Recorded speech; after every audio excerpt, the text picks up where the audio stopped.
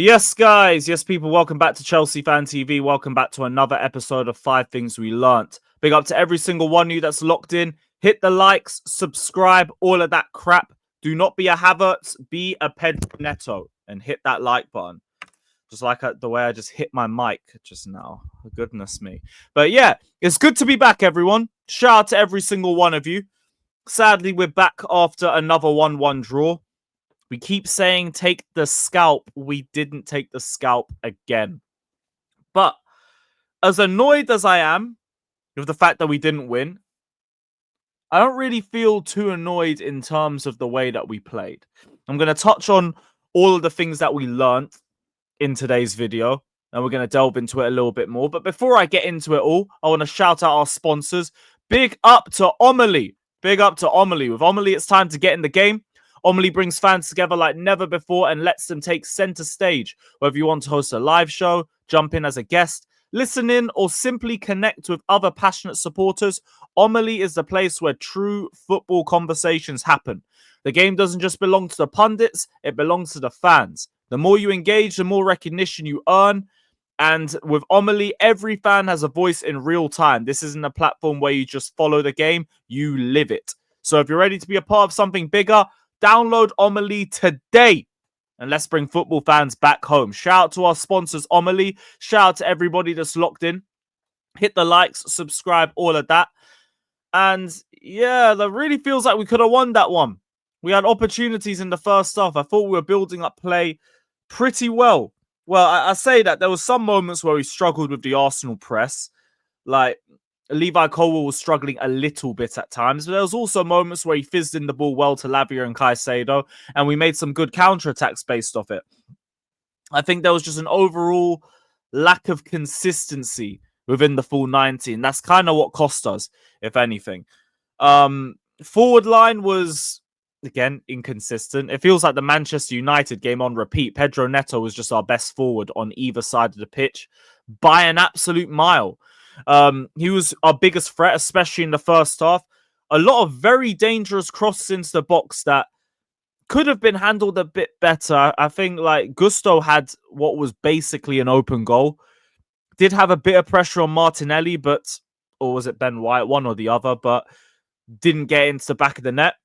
Palmer had a good cross from the left-hand side, completely ignored Jackson, and it fell over to Noni instead. If that was Jackson, it would have been 1-0.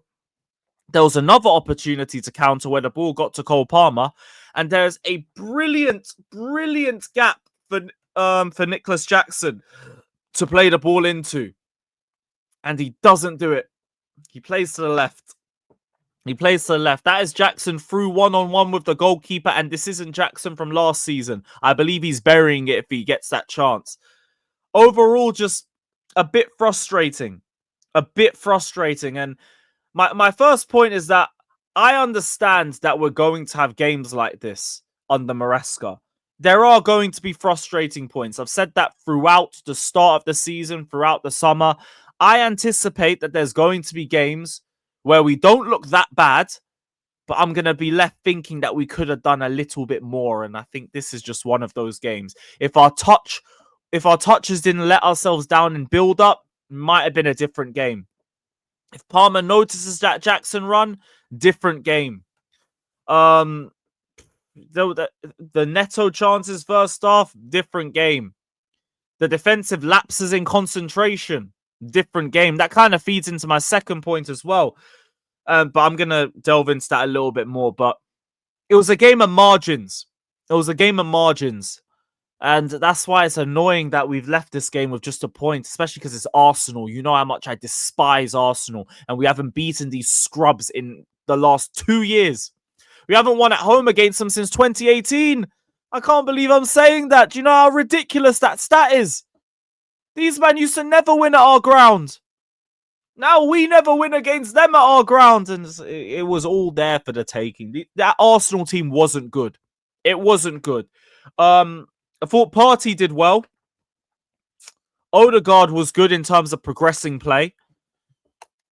Marino was good off the bench. That was it.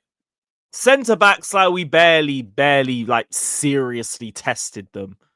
for me even to really think that it was a great game from them. It was just, they were there. But yeah, annoying. Really annoying. But like I said, I did kind of spoil the second point, but the lapses of concentration is something that we need to seriously work on. We had a get out of jail free card when that bozo Havertz was caught offside at the bridge. Again, throwback to the 22-23 season with that one.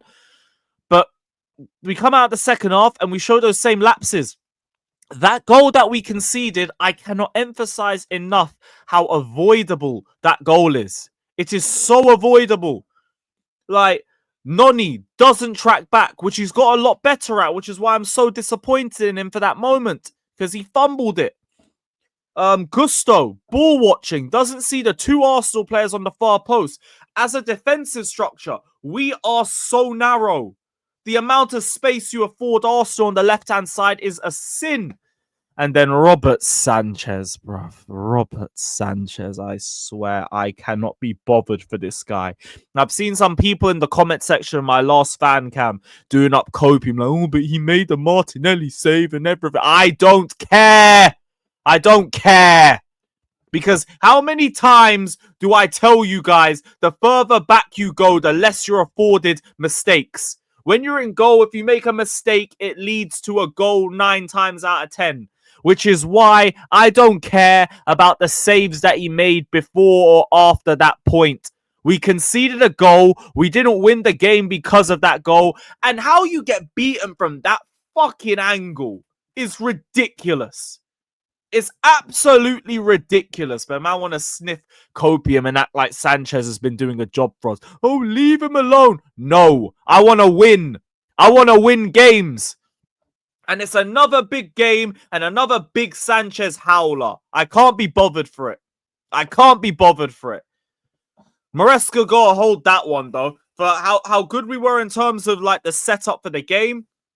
Sanchez starts again, concedes a dumb goal again. Maresca got to hold that. Maresca got to hold that one. What is it going to take for us to drop Robert Sanchez? Someone tell me. Someone genuinely tell me what it's going to take for us to drop this guy, because I don't understand. I don't understand. But yeah, that was my second point. Lapses in concentration. If anything, like, we kind of fell off after the goal. I know we came back, signs of fight and everything, but I genuinely think it was just moments of magic from Enzo and Neto. Like, we looked likely to concede again after we conceded the first time. We just got back into the game with the equalizer. It was like a big sigh of relief for everybody at Chelsea. That was just it.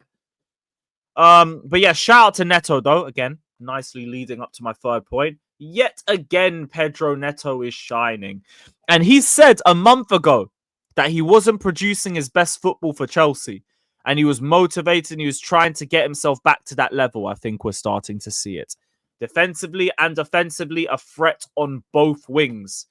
This man, and he got the big derby goal. He is well on his way to becoming a fan favorite at this football club. And just keep cooking. Keep cooking. I remember back in the day, I used to hate Neto. It was just because he would always be a troublemaker against us. Now, it's good to see that he's joined us. Big up to Pedro Netto, man. Big up to Neto. Fourth point. I think that's the fourth point. Cole Palmer. People are going to run the narrative that Palmer don't turn up in big games. Miss me with that garbage. That's been a this season narrative, not an in general narrative. And also, can we please stop playing him on the left? Please, I am begging you. Because he just doesn't seem comfortable there. He don't seem comfortable at all playing on the left-hand side. Like, just move him to the right. We've seen him boss it on the right-hand side. Why do we keep playing him on the left? I don't get it. I don't get it. Like, maybe it's something Maresca's trying and, like, in a month or two will be like, that's why he plays on the left. But for now, I'm not with it. For now, I'm not with it. Because this is now Palmer's first bad patch as a Chelsea player. And that also is why I'm not taking away my belief that he's the best player in the league. Like, Salah, to be fair, like, Magenza's side, maybe Salah's kind of overtaken him by that point this season. But I'm not taking away my belief in Palmer because, like, I know what I've been seeing for the last year. I know exactly what I've been seeing. It's just the majority of that play has come from the right side of the pitch. He's on the left now. And I think that is playing a big part. So, yeah, we need to move him off the left-hand side, playing back on the right. 5th point. Moises Caicedo. Moises Caicedo. Must I add anything more at this point? What a jugador. What a baller. Sensational, sensational midfielder. Knows when to be aggressive, knows when to dictate play. And, bro, I love how he was on to Havertz from minute 1. Same as like the majority of the Chelsea players. These men were treating him like a piñata. It was sensational. It was utterly sensational. Like, that felt like my club. I want to say that. I'm going to add a 6th point as well. Fuck Kai Havertz. Every single one of you that was like, oh, leave Havertz alone. He won us the Champions League. Hold one of these. Hold one of these stupendously. You disgrace. Learn to respect the club that won the UCL and not give all the credit to one bummy individual with one knockout goal in the entire round. Get in the bin. Get in the bin. But yeah, bun Arsenal, bun Havertz. I'm annoyed we didn't win. Big up, everybody. Let me know your thoughts down in the comment section below. Like, subscribe, all of that. Up the Chelsea. Up the Chelsea.